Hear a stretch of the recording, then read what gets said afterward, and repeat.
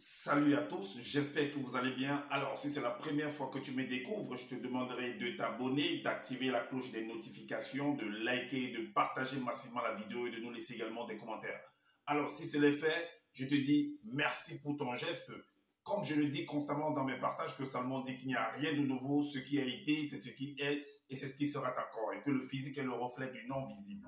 Le Créateur, par son verbe, parle tantôt d'une manière, tantôt d'une autre, l'on n'y prend point de garde. Alors, toi qui m'écoutes aujourd'hui, si tu ne prenais pas garde autrefois, dès à présent, commence à prendre garde par rapport à ce que tes yeux peuvent voir, tes oreilles peuvent entendre, tes sens peuvent capter au travers de la nature.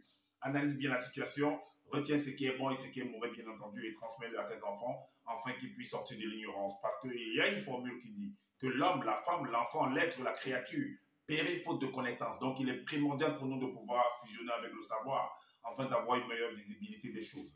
Et encore, nos pères, nos mères, dans les temps d'autrefois, ont toujours eu à appuyer leur dire par des métaphores, des énigmes, des paraboles, des dictons, des proverbes, en utilisant les éléments de la faune et de la flore. Ils ne peuvent pas aller au-delà, car la loi du Créateur le veut ainsi. Nous sommes tous contenus dans un globe. Je dis bien, je pèse mes mots, personne ne peut sortir, ne peut y entrer.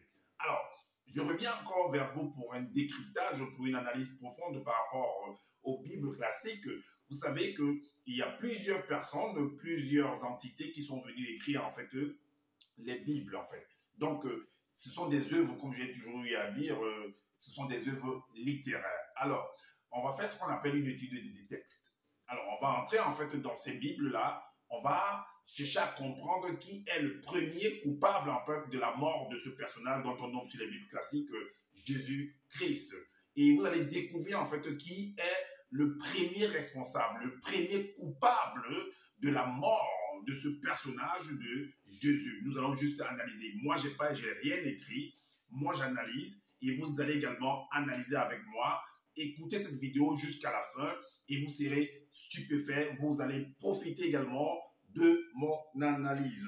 Et vous allez comprendre en fait qui sont ces personnes qui viennent, qui se donnent des titres en disant par exemple qu'il est apôtre, il est serviteur de Dieu, il est homme de Dieu, il est, je ne sais pas, un de l'Éternel, il a été envoyé par Dieu, il a été mandaté par Dieu pour apporter la vérité, il a le Saint-Esprit. Et vous allez voir que ce que je dis là maintenant, beaucoup n'ont jamais abordé en fait ce sujet.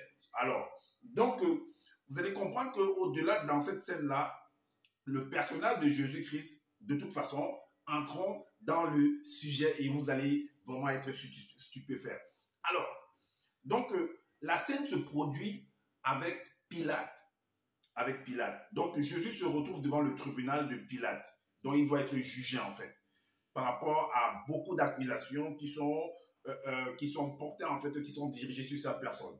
Alors, le chapitre 18 du livre de Jean, à partir du verset 35, il est dit. Donc, dans la conversation, alors, le personnage de Pilate lui dit, lui qui est le juge, lui dit, au verset 35 de Jean 18, il dit que Pilate répondit 2 points. Moi, suis-je juif? Point d'interrogation. Ta nation et les principaux sacrificateurs t'ont livré à moi. Qu'as-tu fait? Alors, voici ce que Jésus va répondre en fait au verset 36. Il dit, mon royaume n'est pas de ce monde, répondit Jésus. Mon royaume n'est pas de ce monde.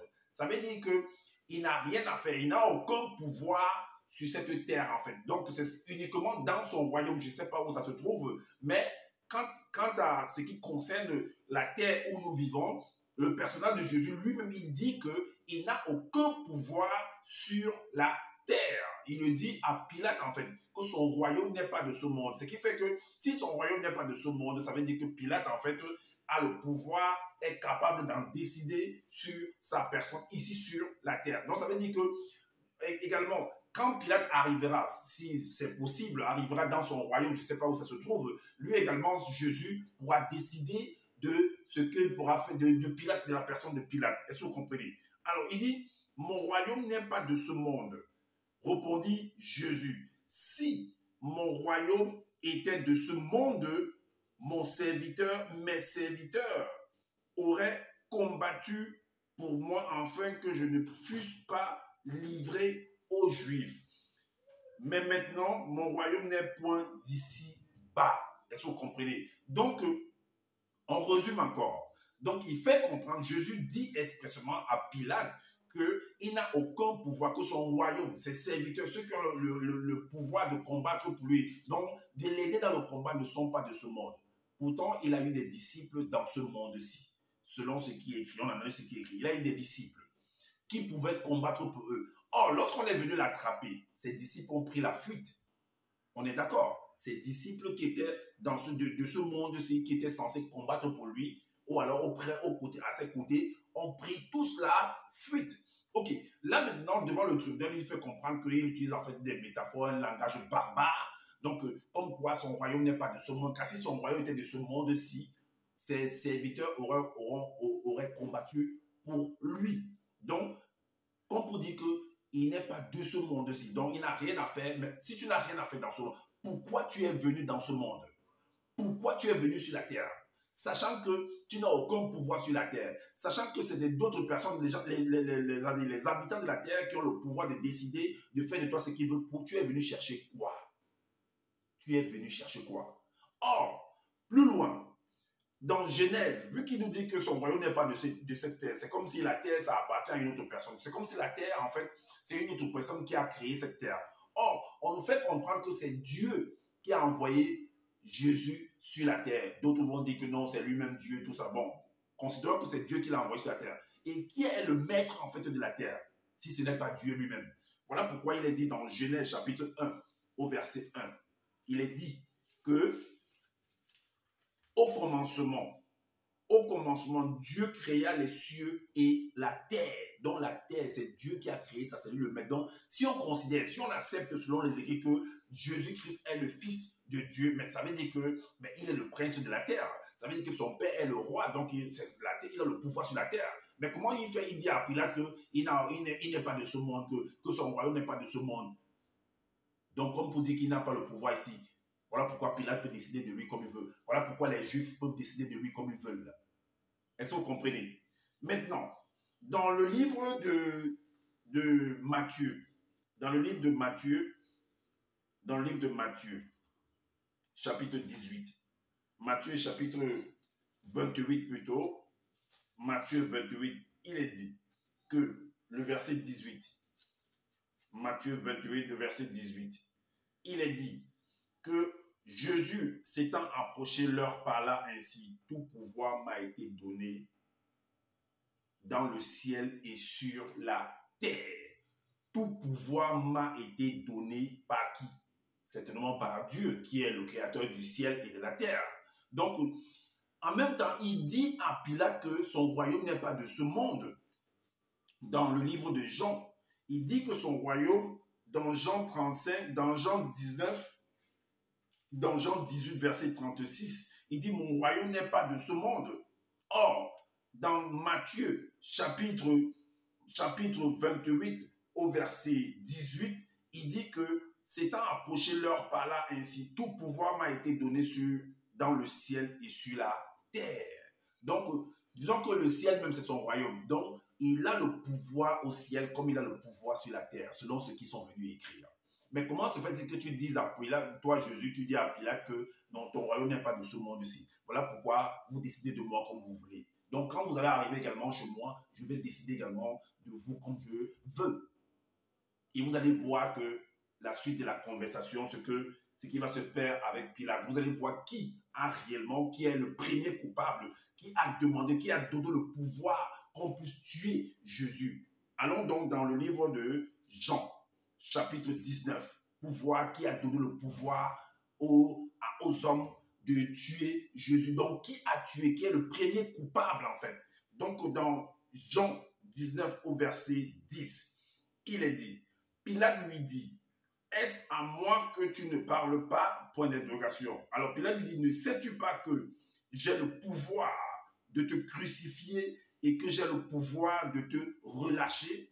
Donc j'ai le pouvoir de décider. J'ai le pouvoir de décider sur ta vie en fait. Si tu dois rester en vie ou pas. C'est ce que Pilate lui dit. Écoutez la réponse de Jésus. Dans le verset 11. Jésus lui dit, Jésus répondit, tu n'aurais sur moi aucun pouvoir tu n'aurais sur moi aucun pouvoir. Mais comment se fait-il qu'ils disent plus tard qu'avant, que ben, mon royaume n'est pas de ce monde-ci, voilà, si mon royaume était de ce monde-ci, ben, mes serviteurs auraient combattu pour moi, et ainsi de suite. Donc, ben, je ne suis pas de ce monde, mais tu es donc venu faire quoi?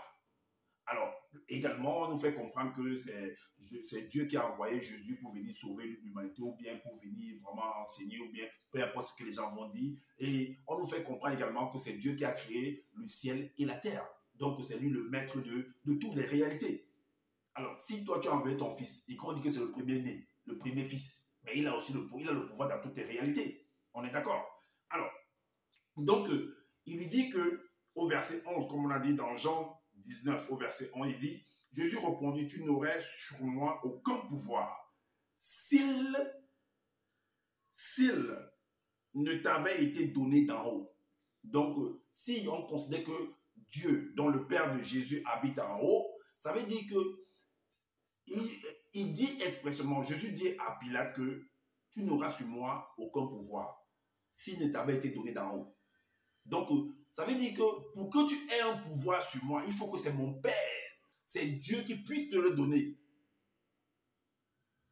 On va voir si réellement, parce que si Pilate réussit à crucifier, à tuer Jésus, à donner l'ordre qu'on puisse tuer Jésus, ça veut dire que effectivement, Dieu a donné le pouvoir à Pilate de pouvoir tuer Jésus. Donc Dieu a confirmé, a signé, a mis son mandat qu'on puisse tuer Jésus-Christ. Parce que Jésus lui dit que tu n'aurais sur moi aucun pouvoir s'il ne t'avait été donné d'en haut, donc de mon Père. Si mon Père ne t'a pas donné le pouvoir, tu ne peux pas faire décider sur moi. Tu ne peux pas me tuer en fait. C'est ce qui vient. Vous voyez des contradictions, des trucs bizarres. C'est pourquoi vous faites attention, sachez analyser en fait, sachez faire l'étude des textes. Alors, donc c'est pourquoi celui qui me livre à toi commet un grand péché. Commet un grand péché, pourquoi? Puisque c'est Dieu. Parce que même celui qui est venu t'a livré là, mais qui lui a donné le pouvoir? Qui lui a donné le pouvoir? Puisque tu poses la question à Pilate que eh bien, tu n'auras aucun pouvoir sur moi s'il ne t'avait été donné d'en haut. Mais celui qui est venu te livrer là, qui lui a donné le pouvoir pour qu'il vienne te livrer? Alors, allons donc voir si réellement Dieu va donner, puisque c'est Dieu qui est en haut selon les écrits, on va donc voir si Dieu a donné le pouvoir pour que Pilate ait le pouvoir sur Jésus, afin de le crucifier. Dans Jean 19 au verset 16, il est dit, alors il le leur livra pour être crucifié. Ils prirent donc Jésus et l'amenèrent. Pour faire quoi? Pour le crucifier. Ça veut dire que le pouvoir, vu que Jésus l'a donné, que tu n'auras aucun pouvoir sur moi s'il ne t'avait été donné d'en haut. Alors, donc si Pilate réussit à livrer, à faire crucifier Jésus, ça veut dire que Dieu a donné l'accord, les pleins pouvoirs à Pilate de pouvoir tuer Jésus. Donc en gros, Dieu est le principal coupable de la mort de Jésus-Christ, selon les Bibles classiques. On est d'accord? Ce n'est pas moi qui dis, c'est le livre qui dit. C'est l'analyse qui met à découvert cela. Alors, comme je dis constamment que je n'ai pas la science infuse, si vous trouvez qu'il y a des manquements par rapport à ce que je viens de dire, dites-nous en commentaire si vous faites des vidéos pour pouvoir éclairer les uns les autres également. Abonnez-vous à ma chaîne, activez la cloche de notification pour être averti des prochaines vidéos. Likez, partagez massivement cette vidéo afin de faire connaître en fait cette analyse aussi, cette analyse qui se retrouve dans les livres classiques. C'est les personnes qui n'ont pas le temps de lire, profitez également de mon analyse. Et également, prenez soin de votre famille, prenez soin de votre santé. Je vous dis à bientôt pour une prochaine vidéo. Ciao!